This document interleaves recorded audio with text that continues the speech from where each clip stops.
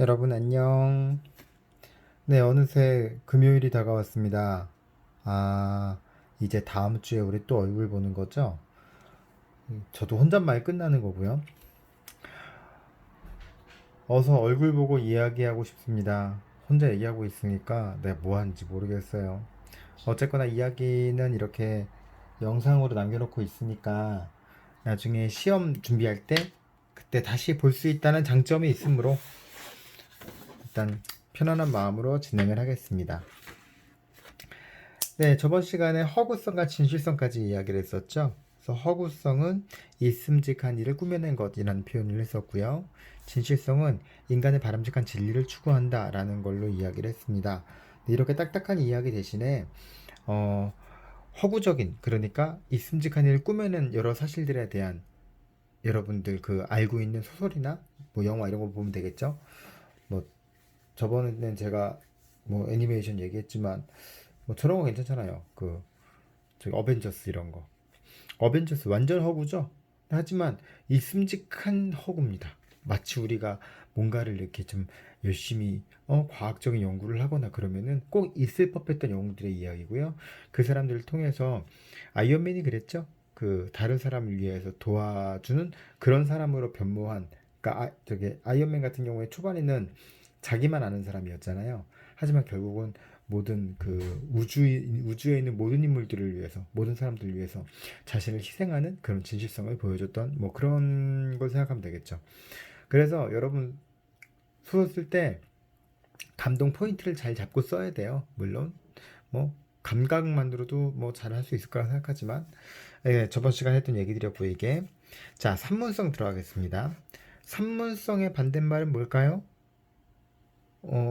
제가 이렇게 질문하고도 사실 되게 민망해요. 자꾸 누군가 있는 것처럼 물어보거든요. 대답할 수 있을까? 산문 반대는 운문입니다. 운문, 산문, 이게 차이가 뭘까요? 운문이라는 거는 운율을 말하거든요. 그러니까 운율이 있는 글을 운문이라고 하니까 시는 산문일까요? 운문일까요? 그렇죠? 운문이죠. 시는 운율이 있으니까요. 반복에 의해서 운율을 만든다. 기억나죠? 산문이라는 거는 그러니까 운율이 뭐 딱히 없다기보다는요, 운율을 고려하지 않은 글이라고 생각하면 됩니다. 그래서 글들을 보면은 이렇게 줄글로 쭉쭉 이어져 있잖아요. 그런 거를 흔히 산문이라고 이야기하고요. 소설은 산문에 속합니다. 그래서 이런 어휘들을 알고 있는 것이 필요하고요. 자, 서사성. 자, 서사라는 말 나왔습니다. 우리 시의 특성 중에서 제가 이걸 한번 알려준 적이 있죠.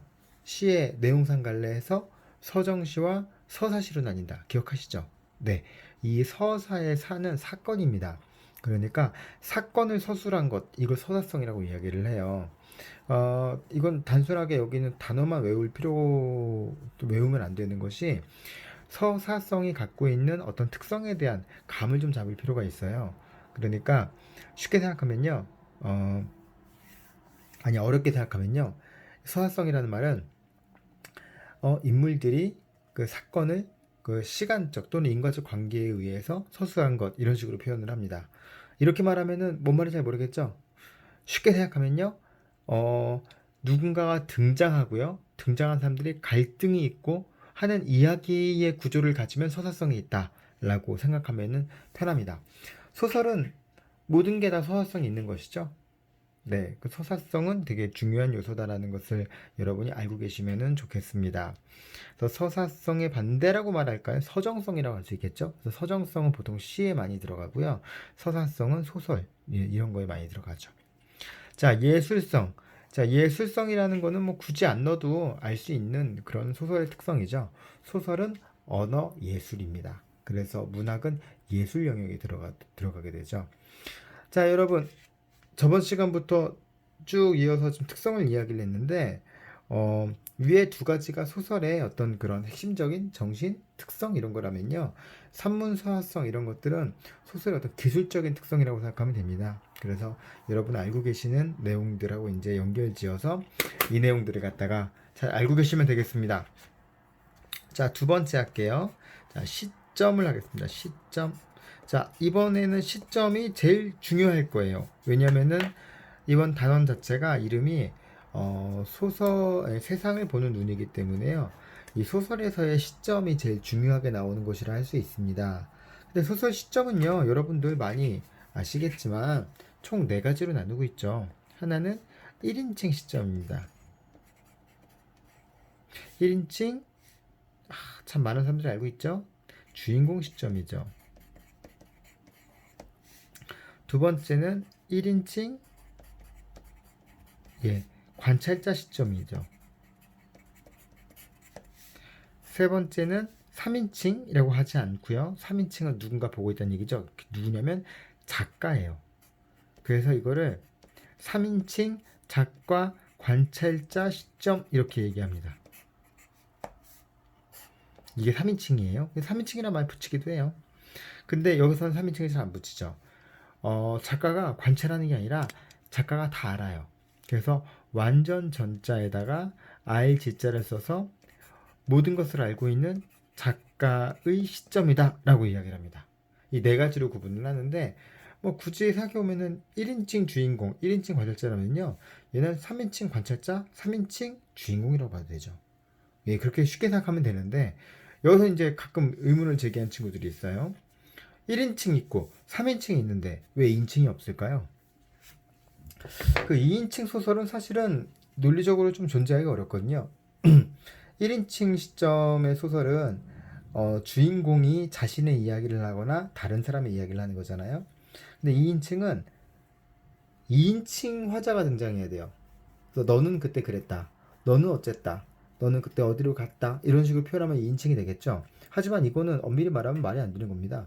왜냐면요, 너라고 말하는 나가 있기 때문에 결국 그것도 1인칭 시점이 되어버리는 거거든요. 그래서 시점은 1인칭과 3인칭이 있다고 생각하시면 되는데, 자, 여기서 이제 조금 더 구체적으로 설명을 해주면요, 이게 여러분들랑 얘기하면서 가야 재밌는 건데 혼자만 하려니 아쉽습니다. 자, 먼저 1인칭 주인공 시점은 뭐냐면요, 1인칭이니까 나가 등장하죠. 소설에 나가 등장하면은 1인칭이라고 생각하면 됩니다. 근데 그 내가 말이죠, 이 소설의 주인공이에요. 그래서 이 주인공인 내가 나의 이야기를 합니다. 그래서 심리 묘사가 굉장히 좋죠. 왜냐면은 내 얘기니까 그냥 내 마음을 그대로 표현하면 되니까요. 반면에 다른 사람의 마음을 잘 모르는 특성이 있습니다. 내가 딴 사람 마음을 어떻게 알아요?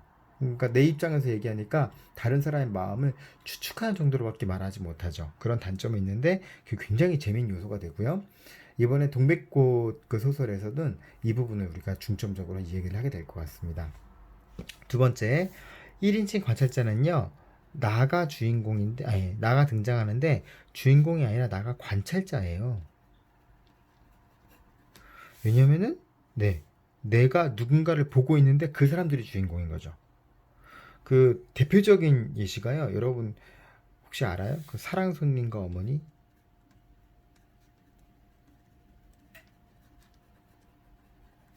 사랑 손님과 어머니라는 소설을 보면은, 여기 낙서 너무 많이 하면 안 되는데 딴 거 가져야지. 그 사랑 손님과 어머니를 보면요, 사랑 손님과 어머니라는 소설에서 그 주인공은요, 읽어본 사람 많을 거예요. 오키가 등장하는데 오키가 주인공이 아닙니다. 오키의 눈으로 이야기를 하죠. 주인공은 누구냐면요, 오키의 엄마랑요, 오키가 좋아하는 아저씨예요. 그래서 이 소설은 엄마와 아저씨의 사랑 이야기를 오키의 눈으로 서술합니다. 그러니까 이 어린 오키는요, 자기가 이해하지 못하는 것들을 그냥 이야기를 해버려요. 그래서 이거는 재밌는 구도가 되는 것이, 이 이야기를 듣는 사람은 독자잖아요. 그러면 이 독자 입장에서는 오키가 되게 바보 같아요. 당연히 그러죠. 어리니까 얘는 모르고 막 이야기를 합니다. 어떤 사건들이 있냐면요, 예를 들어서 오키가 이제 그 엄마, 뭐 어디부터 얘기하지? 다 얘기 좀 참 좋은데 그럼 핵심적인 부분만 이야기를 할게요. 오키가 엄마한테 뭐 되게 미안한 일이 있었어요. 뭐 간단하게 얘기하면은 얘가 장롱에 숨었다가 잠들어갔고요. 그래갖고 엄마한테 미안했어요. 이것도 좀 배경 스토리가 있는데, 근데 나중에 엄마한테 미안해서 저기 오키가 유치원에서 꽃을 하나 가지고 옵니다. 가지고 와서 엄마한테 주죠. 엄마한테 미안해서 엄마 자 이 꽃 하고 줘요. 근데 엄마가 너무 좋아하면서 어머 이 꽃 이쁘다. 이거 어디서 났니? 라고 물어봅니다. 오키는 순간 되게 당황했어요. 왜냐면은 유치원에서 그냥 말 안 하고 집어온 거거든요. 그러니까 혼나겠죠. 그래가지고 오키는 엄마한테 유치원에서 뿌려왔어 라고 말할 수가 없잖아요. 네, 그렇게 말할 수 없기 때문에 순간 당황해 주렵니다. 아저씨가 줬어 라고 얘기해버립니다. 오키 입장에서는 아저씨가 줬다고 말하는 게 그냥 간단한 핑계였을 뿐인데 엄마 입장에서 화들짝 놀라죠. 꽃을 주는 게 무슨 의미일까요, 여러분? 그쵸? 그러니까 엄마 입장에서는 아저씨가 엄마한테 꽃을 준 거니까 이건 일종의 사랑 고백처럼 된 거예요. 아저씨는 전혀 모르죠. 둘은 정말 마음이 있는 사람 사이거든요. 근데 오키는 엄마가 화들짝 놀라면서 이런 거 받아온 뭐 써? 라고 얘기하니까 오키는 아 이거 아저씨가 가져줬다고 말하길 잘했다 라고 생각합니다. 왜냐면은 엄마도 혼났으니까요. 자, 이 과정에서 오키는 그러니까 아저씨가 엄마를 좋아하고 엄마도 아저씨에게 마음이 있다는 것을 모르는 어리석은 서술자예요. 왜냐면은 이게 이 시점의 그 특성인데 독자 입장에서는 이 상황을 이해해버리죠. 하지만 정작 오키는 모릅니다. 이게 재미있는 부분이에요. 그래서 1인칭 관찰자 시점에서는 어리석은 서술자가 그 대상을 서술하는 그런 재미를 많이 보여주게 되죠. 네, 이런 특성들이 있습니다. 그래서 1인칭 주인공이든 1인칭 관찰자든지요. 여기는 소설에 어떤 재미있는 특성들이 있으니까요. 함께 공부하시면 좋겠고요. 네, 다음 시간에 작가 관찰자 시점과 전적 작가 시점, 그 다음에 내용 구성에 대한 이야기를 해보도록 하겠습니다. 자, 여러분은 우리 또 만나죠? 네, 기다리고 있습니다. 우리 만나고 즐겁게 수업해요. 고생하셨습니다.